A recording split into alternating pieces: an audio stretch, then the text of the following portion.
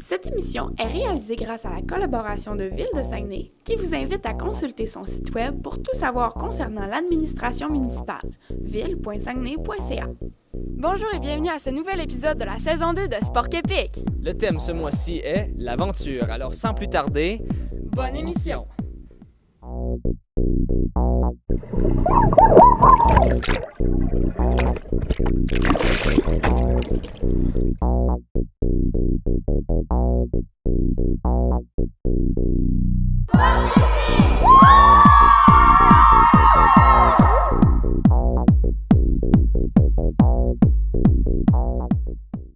On est présentement en direction du quai d'Escale pour essayer l'activité, le Géorally.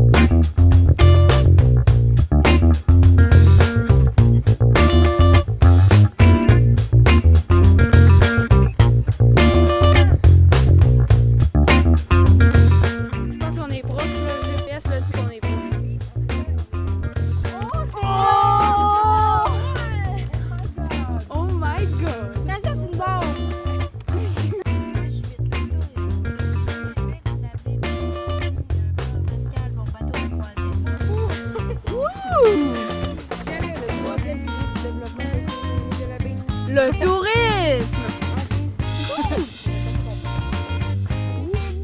J'aimais ça, mais c'est sûr que c'était un peu dur au début parce que les GPS, on avait de la misère un peu à s'habituer comment ça marchait.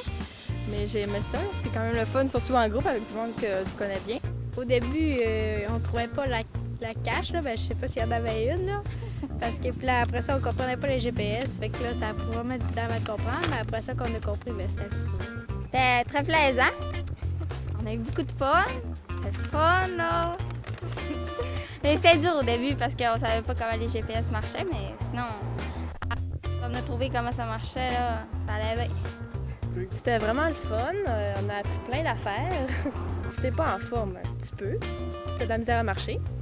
Mais nous autres, on est corrects, fait que c'était facile. D'apprendre des nouvelles affaires sur la baie, comme le 3e pilier du développement socio-économique, qui est le tourisme. Et c'est ça. On va quand même découvrir plein de choses sur notre ville, là, la baie. Puis c'est ça, c'est bien le fun. Là. Pour ma part, j'ai trouvé ça bien agréable. C'était le fun, c'était divertissant, les paysages étaient beaux.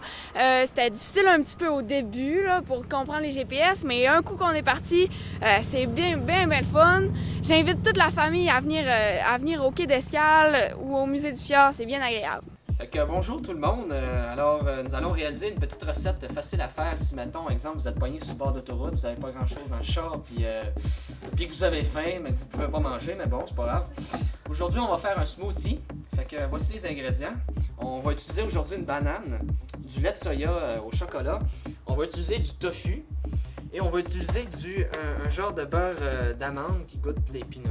Ça va être super bon. fait que là maintenant, Guillaume, tu vas écraser ça.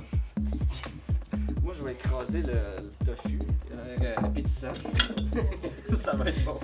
Fait que moi, je vais écraser ça. Ouais, comme je dis, c'est comme si vous étiez dans votre auto. Fait que vous vous organisez avec ce que vous avez. Sinon, ben, vous faites ça avec vos mains. Avec vos mains, ça peut être aussi délicieux. C'est juste que c'est pas trop des fois ce que nous. Bon, en tout cas. Fait qu'on rend ça assez.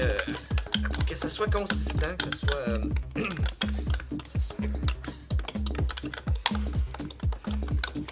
As-tu de la misère? C'est pas évident. C'est pas évident, t'as peu. Au pire, ben, prends ça pour t'aider. Prends ça, écrase ça de même. Ah, c'est vrai que c'est pas. Tu l'écrases. On va oublier assez avec la prochaine. Ouais, prends ça. Prends ça. Ah, ça va goûter le tofu, mais bon. Écrase ça comme il faut. Ça peut prendre du temps, mais ça, c'est pas grave. Quand on est pogné, ben, on s'organise avec soi-même. Faut pas trop que ça soit monotone. C'est correct. C'est correct? Bon. Et là, d'un coup, ça s'est bien mélangé. On va mettre. Voyons, comme ça. On prend ça. On va vider le tofu là-dedans. Regardez bien, ça va être super bon. Garocher ça là-dedans. Ça va faire un petit peu de masse, c'est pas grave. Ok. Après ça, vous pouvez verser un peu de lait ici, du lait de soya. Vous en versez quand même assez. Ça va. Voilà. Garocher ça ici. Puis aussi, si vous voulez, vous pouvez rajouter un peu de beurre d'amande. Ou bien, sinon, vous pouvez mettre du beurre de peanut. Ça peut être super bon en même temps. Juste ça. C'est parce que là, il est tout poigné. Il sera pas là. Donc, là, on va en mettre un peu.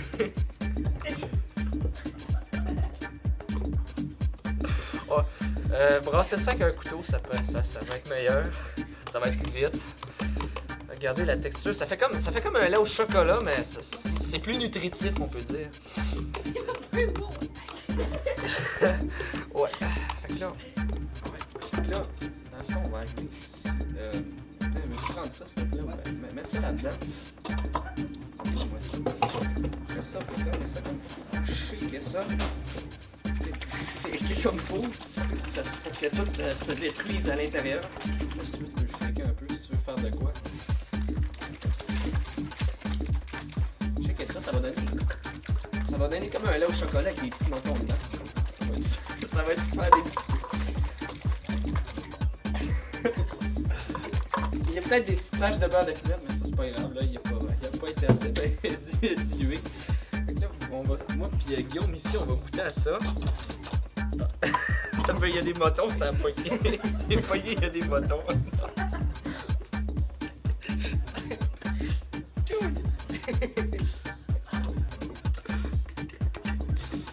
On va ça, à un moment donné.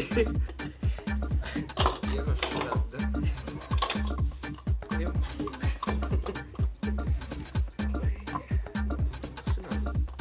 On va prendre un. Excusez. On fait des biscuits. Ouais, ben t'as plus parce qu'il est comme poigné.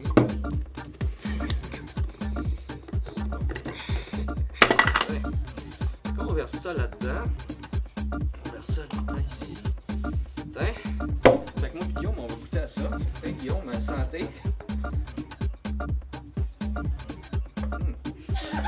Ça goûte quand même bien le beurre d'amande. Très délicieux, très nutritif. Voyons. Oui, c'est très bon, sérieusement. C'est.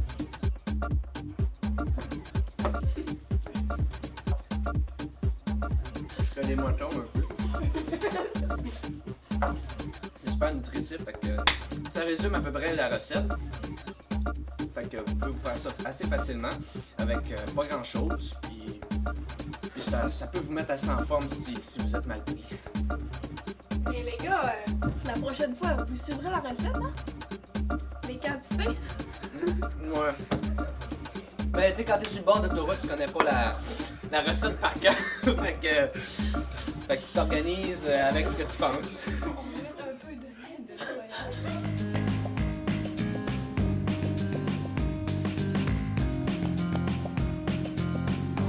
Avez-vous entendu parler du Géorally? Ce nouveau phénomène qui fait sensation partout dans le monde. L'arrondissement de la Baie est fier d'avoir mis en place 3 nouveaux parcours sur son territoire afin de vous permettre de visiter ou revisiter notre beau coin de pays. Le Géorally, c'est une chasse au trésor moderne. Donc, avec l'aide d'un instrument qu'on appelle le GPS, on doit découvrir des objets, des indices. On a entré des points géographiques qui correspondent aux caches virtuelles ou non qui sont placés à l'intérieur des 3 trajets qu'on a dans l'arrondissement. Ça s'adresse à tout le monde, autant les enfants que les adultes. Il y a des caches plus faciles, il y en a des plus dures aussi, donc il y en a pour tous les goûts. Puis c'est une activité qu'on suggère de faire ensemble, en groupe, en famille. C'est vraiment quelque chose que les gens vont apprécier. Le GPS va les diriger à un endroit très proche du lieu physique où est cachée la cache virtuelle ou non. Donc, une fois arrivé sur place, avec l'aide d'un indice, on doit la trouver. Une fois qu'elle est trouvée, on doit inscrire justement c'était quoi la cache sur le formulaire de Géorally.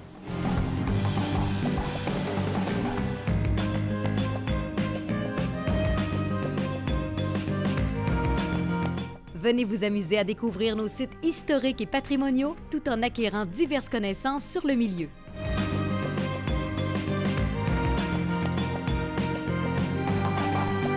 Pour débuter l'aventure, il suffit de vous présenter à l'un des 2 départs, soit au Musée du Fjord ou au Quai d'Escale. Vous devez avoir en main votre pièce d'identité afin de recevoir le matériel nécessaire. Bonne chasse au trésor!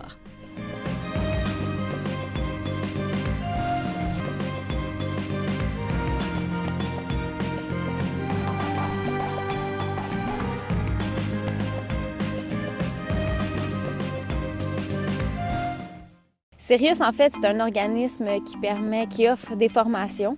Ça peut être des formations de 16 heures, de 40 heures, de 50 heures, des formations de premiers soins qui se passent en région éloignée. Suite à mon bac en plein air, je crois, j'ai toujours beaucoup aimé ça, le milieu de sauvetage. J'étais sauveteur avant. Puis, à l'intérieur de mon cours, on a eu une formation de premiers répondants avec Sirius, justement, puis qui m'a permis de devenir premier répondant, de toucher à ça, de faire des simulations. Suite à certains emplois, j'ai vécu des expériences par la suite où j'ai dû intervenir, puis j'ai réalisé que j'étais vraiment à l'aise là-dedans, puis même que j'aimais ça, puis je voulais en apprendre davantage. Donc, je me suis dit de devenir instructeur me permettrait d'en connaître aussi davantage, puis de transmettre aussi ma passion. Les critères, en fait, premièrement, c'est d'avoir de l'expérience dans le domaine, soit en région éloignée ou en enseignement. Donc, les 2, c'est favorable, évidemment. Il y a beaucoup de personnes qui vont devenir instructeurs, qui font un autre emploi dans leur vie. Tu n'es pas généralement juste instructeur. Tu pourrais être ambulancier, infirmier, guide de plein air. Donc, c'est vraiment regroupé dans ce milieu-là. Ça s'adresse vraiment à n'importe qui. J'ose espérer qu'un jour, il va y avoir encore plus de jeunes qui vont pouvoir s'intégrer à l'intérieur de formations comme celle-ci. Ça s'adresse beaucoup aussi à des gens qui vont travailler, par exemple, en région éloignée, soit dans le nord du Québec, dans les mines. C'est des exemples que je peux donner. C'est des travailleurs qui vont avoir besoin d'une formation en région isolée, par exemple. La formation de base en secouriste, c'est très bien, mais par contre, quand on est dans une région urbaine, la première chose à faire, c'est d'appeler l'ambulance et habituellement, elle va s'en venir dans un délai très respectable. Généralement, on n'a pas besoin d'intervenir tant que ça, puis on n'a pas à le faire. C'est les ambulanciers qui vont le faire. Quand on arrive en région éloignée, le problème est que les ambulanciers, des fois, ne peuvent pas se déplacer sur le terrain et ça prend beaucoup de temps avant d'avoir un soutien médical de cette sorte-là. La formation, ça ressemble à... On arrive tout le monde ensemble, on se présente, il va y avoir de la théorie, mais c'est tout le temps divisé par des activités pratiques. Donc, les pratiques, on fait des maquillages, on fait des simulations, et on met en scène une situation qui pourrait être réelle, où là, les secouristes, qui sont les apprenants, vont mettre en pratique ce qu'ils ont appris dans la théorie. Sirius peut s'adapter par rapport aux besoins de la personne qui nous demande de faire de l'enseignement.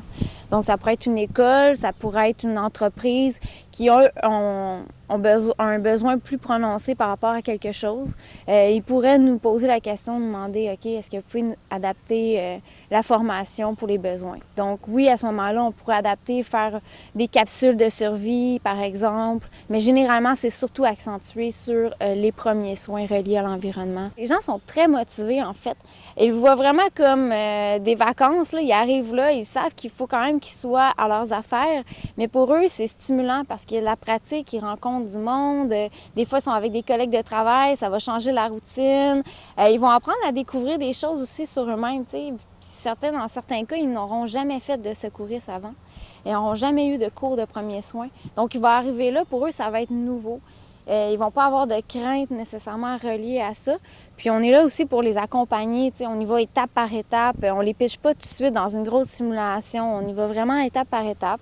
Puis, on fait beaucoup de retours aussi sur les pratiques qu'on a faites. Il n'y a pas nécessairement un métier relié à ça. C'est vraiment des formations qu'on va aller chercher soit pour... Personnellement, moi, je fais beaucoup de plein air dans la vie. Je veux savoir comment réagir s'il arrive une situation, comment prévenir des problèmes. Donc, je peux suivre cette formation-là.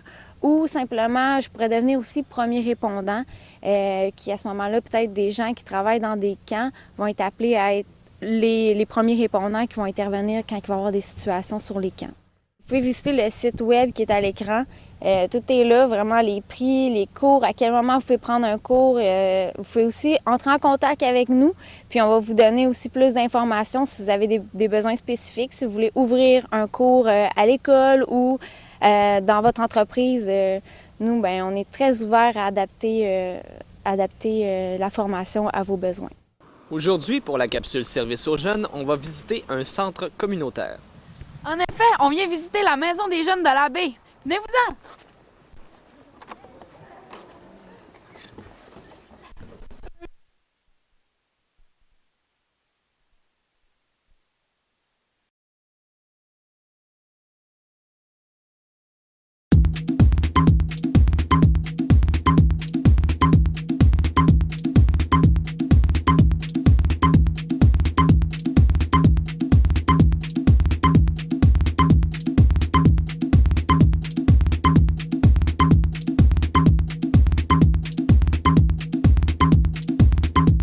Mon nom, c'est Sandra Tremblay. Je suis animatrice à la Maison des jeunes depuis plus d'1 an et demi déjà.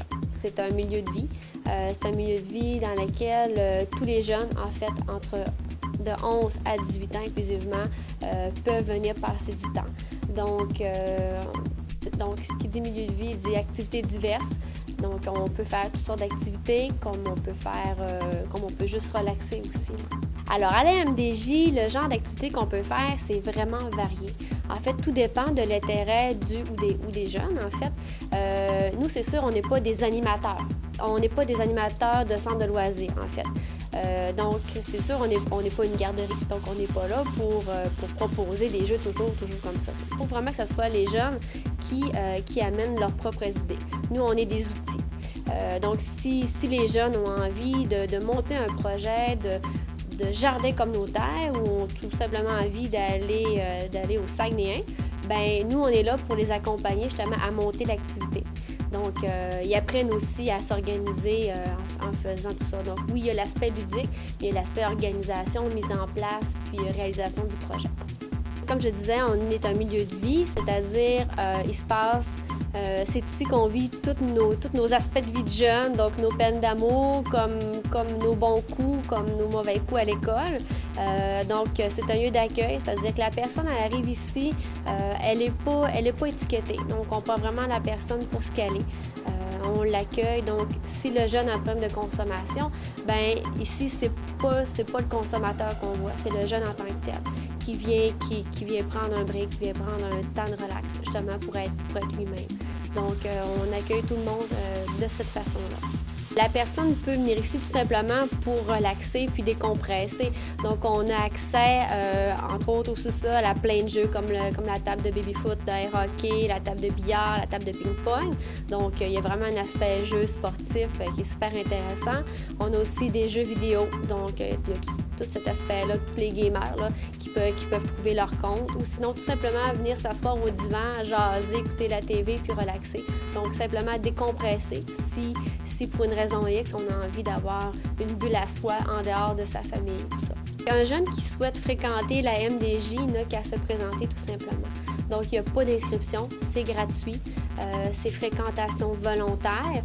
Donc, la personne se présente, on l'accueille. Nous, on est outillés justement pour aider la personne à faire sa place à l'intérieur de la MDJ. Donc, tout dépendant de ses besoins, puis la façon dont la personne veut fréquenter la MDJ. Nous, on s'ajuste à la personne, puis c'est pas plus compliqué que ça se fait en toute simplicité. Maintenant, pour ce qui est des âges, on accueille les jeunes de 11 ans, donc on dit 6e année. Les jeunes sont beaucoup plus matures qu'avant, sont ados beaucoup plus vite, donc on s'ajuste comme ça. Donc c'est ça la MDJ, c'est qu'on répond vraiment aux besoins qui viennent à la base. Donc il y avait un besoin au niveau des 6e années, puis on y a répondu. Donc les 6e années sont maintenant les bienvenus. On est ouvert tous les soirs de semaine de 18h à 21h inclusivement. Ensuite, sinon, les week-ends, on ouvre de 1h à 5h, puis de 9h à 18h. 18h à 21h, pardon. Puis, il y a les vendredis soirs qui a la danse, donc même les parents disent « Hey, mon Dieu, moi, je me rappelle, j'allais au Sensas, mais maintenant, ça s'appelle l'Astral. » Puis, c'est tous les vendredis soirs de 19h30 jusqu'à 22h30, 23h. Alors bonjour, aujourd'hui on va faire une recette de smoothie sur le pouce qu'on pourrait faire, on va tester si on pourrait le faire dans notre auto, si jamais on n'a pas eu le temps de déjeuner, puis là on se prend des petites affaires, puis on se fait un smoothie sur le pouce. Alors on va commencer, ça nous prend une banane écrasée. On va l'écraser. Ouais. Okay. Ensuite, il nous faut une demi-tasse de lait écrémé au chocolat ou une boisson de soya au chocolat. Une demi-tasse. Une demi. Une demi-tasse. Ça va, Claudie? Yeah, ça va. Fait que là, on s'entend que si on conduit, on n'écrasera pas une banane. Parce que c'est dangereux sur la route. Ouais.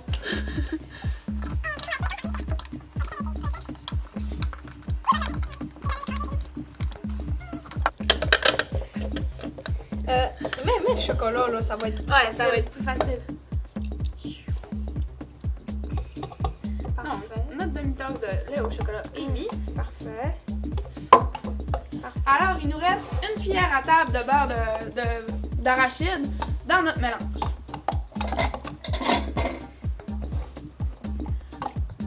Aujourd'hui, on a mis du beurre d'arachide, mais on peut mettre du beurre d'amande, du beurre de soya, il n'y a pas de problème. Est-ce que c'est les bonnes quantités, Rachel? Oui, est-ce que c'était vraiment une cuillère? Oui, c'est les bonnes quantités. OK. Écrase un peu encore les bananes, puis on va être correct. Oh! Un gros morceau de banane. Ouais, je peux pas fermer la pochette. Puis ça va, Claudie? Ah ouais. C'est presque fini. Normalement, c'est mieux de prendre une assiette, là, dans le char, c'est sûr que c'est pas vraiment pratique, là, mais on prend une assiette puis on l'écrase avant de la mettre dans un plat de même, là. Et pour se faciliter la vie, on peut préparer le smoothie de la veille ou tripler ou doubler la recette. Il n'y a pas de problème, ça se fait d'avance. Puis on peut aucun problème. On peut n'en prendre aucun problème. Déjà, ça se peut qu'il y ait des motons. Ça se peut que... ça se peut qu'il y ait une banane complète. Je vais mettre le jus. Oh. Bon.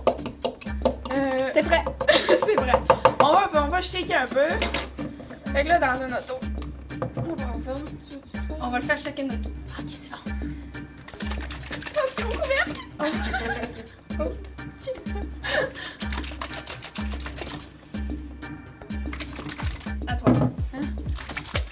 On va y aller. Demain. Ok, je pense que ça a de l'allure. Oh, ça coule. Oups. Ok, apporte-nous les verres.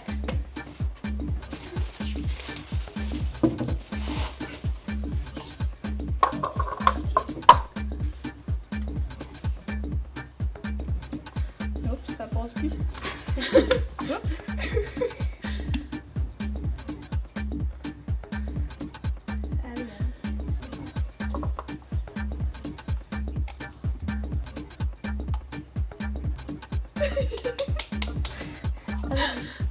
Ah, je pense que... Non. Non, Ah, parfait. Parfait comme ça. Ok, maintenant on va goûter. Go. Santé. Santé.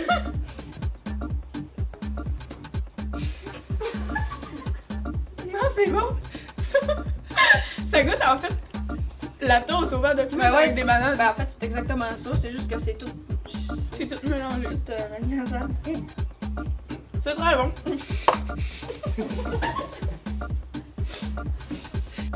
Alors oui, c'est déjà la fin de notre deuxième saison, mais c'est également la fin de notre carrière d'animateur à moi et à Rachel. Merci d'avoir été des nôtres tout au long de la saison et n'oubliez pas que vous pouvez revisiter les épisodes sur notre page Facebook. Moi et Rachel, on vous dit à tous et à toutes, adieu.